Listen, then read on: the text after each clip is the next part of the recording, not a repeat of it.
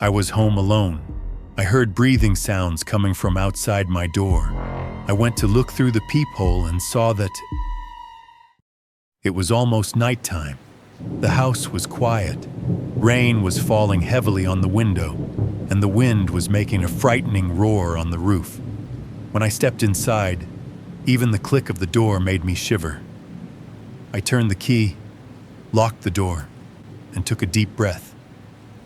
I was tired, but there was an odd uneasiness inside me. I didn't know why. I was alone at home. My phone was in my pocket. The screen's brightness showed the time, 11:57 p.m. The silence had deepened. Only the sound of rain and wind could be heard. I went into the living room and tried to turn on the TV, but the screen was dark. The power was out. I stood motionless in the darkness for a few seconds, listening intently. I tried to focus on the soothing sounds of the rain and wind, but the movement outside the door disrupted my concentration. 2 minutes later, the same sound came again. The sound was coming from the door. At first, I thought it was the wind. The wooden doors and windows of the old house made such sounds. But when the tapping repeated, I realized something was wrong. The sounds were coming from in front of the door. My breath caught in my throat, and my heart pounded in my chest. I walked slowly and quietly toward the door. With each step, my heart beat faster. There was indeed a hooded man standing in front of the door. He was waiting silently, occasionally peering inside through the door's peephole. My eyes strained to make out his silhouette, large, fearful, and lifeless. The man wasn't moving. He was just watching. And in that moment, I realized someone was watching me. I took a step back. I tried to take each step carefully, but a small click from my foot broke the silence. I immediately looked at the door. The man had noticed. His eyes scanned me through the keyhole, his body tense but determined. With the sound of my foot, the man took a step back. He stood there for a moment, as if thinking about what to do. Then he quietly and slowly moved away from the door. The man slowly faded into the darkness and finally disappeared. Once he was away from the door, I took a deep breath. I felt a little relieved. My heart was still racing, but I felt a little safer. I decided to take a shower to wash away the fatigue of a long day. The water was warm and soothing. My hair was still standing on end, but my muscles were beginning to relax. After the shower, I put on my pajamas and lay down on my bed. My eyelids were growing heavy, and I was slowly drifting off to sleep. The house was quiet. The rain was hitting the window, and the wind was howling. I thought I was safe now. As the night progressed, I had drifted into a light sleep when a sound startled me. The same sounds, footsteps, coming from outside the house.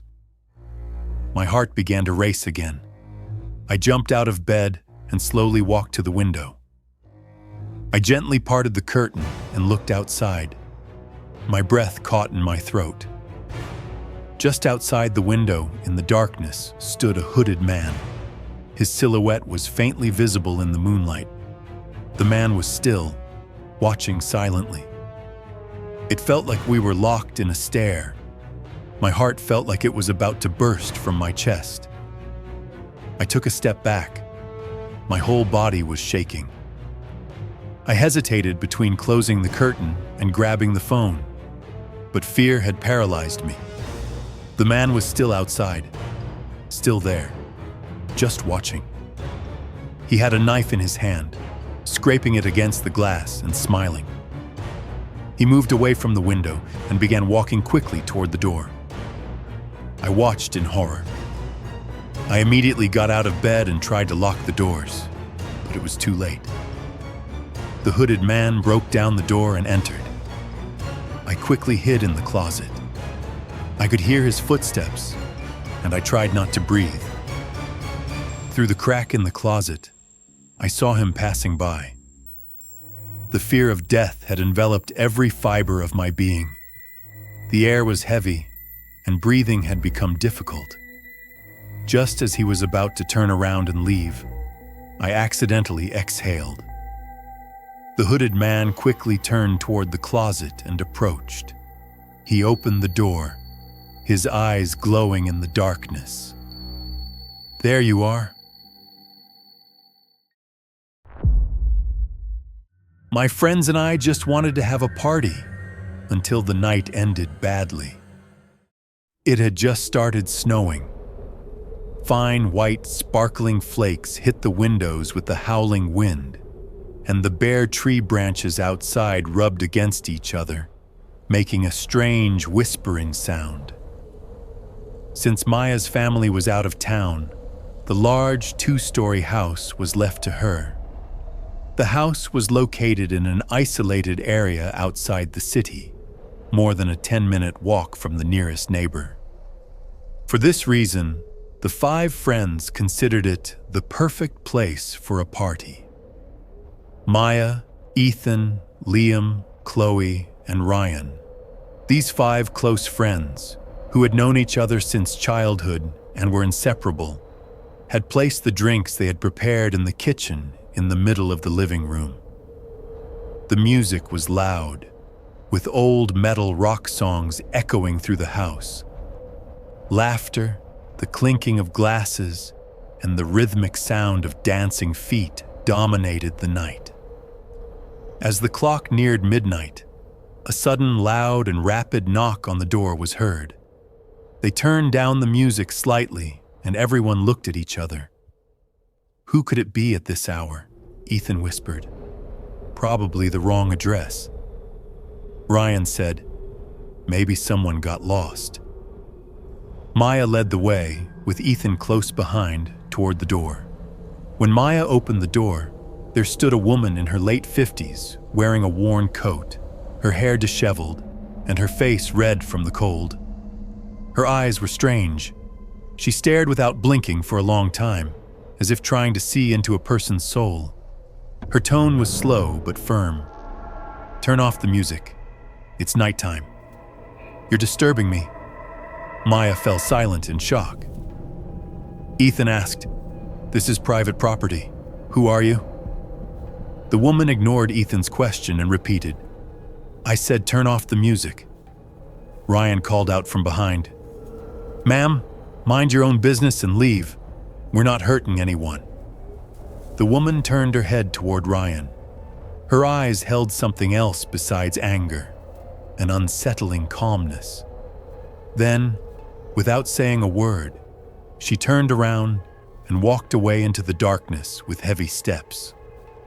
When the door closed, those inside experienced a brief silence. Chloe asked, "Who was that? A neighbor?" Maya shrugged. "I've never seen her before. Maybe she's lost her way. Never mind, let's continue." The music started up again at full volume, and the noise continued where it had left off. But that woman remained in the back of their minds. As 3 o'clock approached, the drinks were running low, and the snacks on the table were almost gone. Liam was in the kitchen trying to prepare something new, while Maya and Ryan were dancing in the living room, and Ethan and Chloe were chatting on the couch. Just then, the doorbell rang again. This time the sound was calmer and slower, but steady and insistent. Ryan put his glass down on the table and stood up. "I guess tonight is my lucky night. I have to answer it again." No one accompanied him, and Ryan walked slowly toward the door. Maya called out, "I don't think you should answer it. Just ignore it." But Ryan had already reached for the doorknob. When the door opened, those inside heard only the howling of the wind. Ryan's voice, which began with, "What are you?" was cut off mid-sentence. Then came the sound of the door closing. But Ryan did not return. At first, they thought it was a joke. They knew Ryan liked to scare people and play pranks. Minutes passed, and he was still nowhere to be seen. Ethan said, "All right, this kid is starting to annoy me," and headed toward the door. When he opened it and looked outside, he saw only snowflakes and an empty porch. Ryan had vanished. Maya began to worry. Maybe he went to the bathroom. Everyone searched for him inside the house and realized that Ryan was not there. They called his phone, but it rang without an answer. Ethan said, "Okay, this is no longer amusing. Perhaps he decided to walk into town." However, his shoes were still at the entrance. Maya wanted to look out the window. The garden was partially visible in the dim light of the street lamp. While watching the snowflakes, she noticed something else. She followed the trail of black, blood-stained marks with her eyes. Ryan was lying on his back in the snow, a short distance into the garden. He wasn't moving. Beside him, a woman appeared out of the darkness. The same woman. Her coat was still on, but in her hands was a metal object stained with blood, like an old iron plate. The woman raised her head and made eye contact with Maya, who was looking out the window. A faint, sly smile appeared on her face. She slowly turned her steps toward the front door. Maya screamed in panic, "Ethan! Chloe! Liam! She's here! She's coming here!" The door was locked, and the curtains were closed. Ethan tried to call the police, but the signal was too weak. He couldn't get through. The only message sent was "help," but they didn't know if it had gone through. Footsteps were heard at the door. The woman called out, "Open the door, let's talk, kids." Her voice seemed to seep through the bottom of the door into the house. No one answered. Their blood ran cold. The woman waited in front of the door for a long time. Then there was silence. As the friends took deep breaths, suddenly there was a loud bang on the door. The house shook. Another bang. Everyone was panicking. Chloe started crying. Ethan ran to the kitchen and grabbed a large knife. Liam said, "She's coming," his voice trembling. Then, the sounds at the door stopped. It was as if the woman had left, but no one dared to look outside. For a while, silence reigned in the house. It was as if the woman had melted into the darkness of the night. Ethan continued to hold the knife in his hand, his eyes fixed on the door. Maya stood by the window, trying to look outside through a gap in the curtain. She couldn't bring herself to look, but her eyes were fixed there. Minutes passed.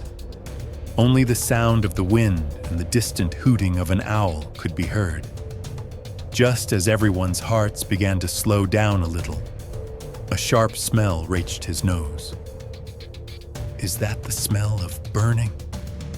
Chloe said between sobs. Ethan immediately looked out the window. In a corner of the garden, a small flame was flickering on top of scattered pieces of wood. It was growing with the wind, extending its yellow-orange tongue toward the sky. "Damn it! What is that woman doing?"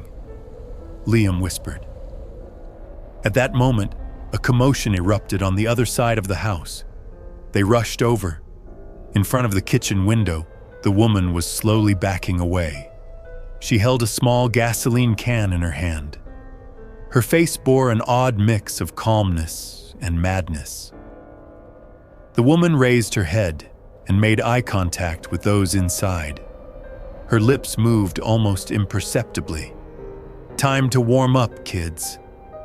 Suddenly, flames began to rise from the curtains next to the porch. The smell of gasoline filled the house. The flames spread rapidly. Maya screamed, "Fire! Run to the back door!" When they ran to the back door, they saw heavy logs piled up in front of it. The woman had blocked all the exits they could use to escape. Ethan tried to break one of the windows, but the flames, fueled by the wind, were quickly climbing toward the ceiling. The smoke began to burn their throats.